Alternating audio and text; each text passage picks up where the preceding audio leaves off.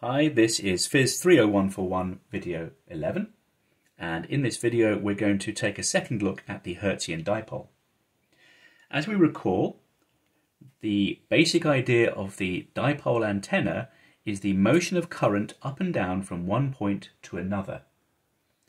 We can think about that current now as being driven from an oscillating source at some frequency, and as well as thinking about current being delivered up and down from one point to the other, we can also think about it in terms of the charge being transferred. And this is the idea of it being a dipole. So we can imagine the charge being deposited and removed from each end of the dipole so that it has some time variation like this. I'm just labeling that T primed. So the charge at each location, the two ends of this dipole, varies with some frequency, omega.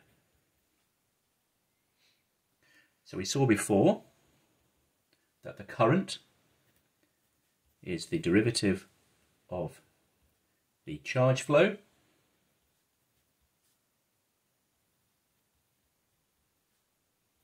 like so. So we can say that the peak current, I0, it can be related to the peak amount of charge, Q0, which is present on each end.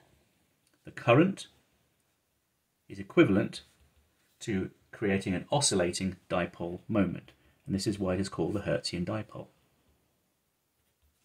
Okay, equivalence. Now the dipole moment for a certain amount of charge, P0, is equal to the peak amount of charge and whatever the separation was between the two ends of this element, L. So we can write down the dipole moment as a function of time is P0 sine omega t, which of course is equal to Q0 L sine omega t. So we can say that the dipole moment I0L, we can relate I0L to be equal to P0 omega. And multiplying both sides by omega, we have P0 omega squared. Now notice that the left-hand part of that expression, this was what determined the amount of power emission.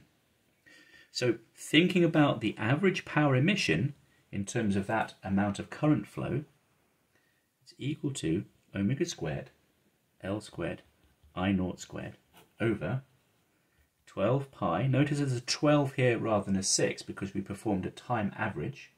Okay, so that there's a factor half that appears because of that sine squared in the amount of current flowing as a function of time.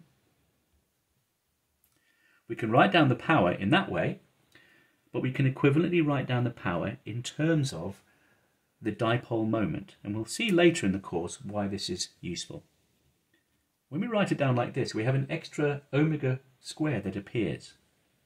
So if we have a certain dipole, peak dipole moment here, where the dipole strength is varying with a frequency omega, we see that the average amount of power depends enormously on the frequency. So for a given size of dipole, if I turn the frequency up, I get an absolutely enormous amount of power increase. And this will be important when we discuss synchrotron radiation. So let's summarize what we mean by a Hertzian dipole.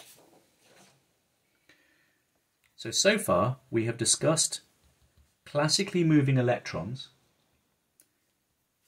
which means that the motion of those charges, not just electrons, but other types of charge as well, but it's usually electrons, we have non-relativistic charge motion. So again, in section 6, we shall look at relativistic charge motion. We have said that the source size, that's the length of the dipole L, is much less than the emitted wavelength. When we look at the half-wave antenna, we shall look at that a little bit better. And the observation distance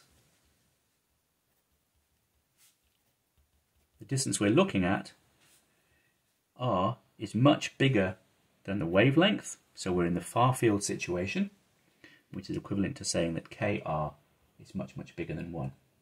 And as we have seen, the important thing is that the emitted power is proportional to the current delivered to the antenna squared, and the power is also proportional to the frequency to the fourth. And this is by far the more important statement.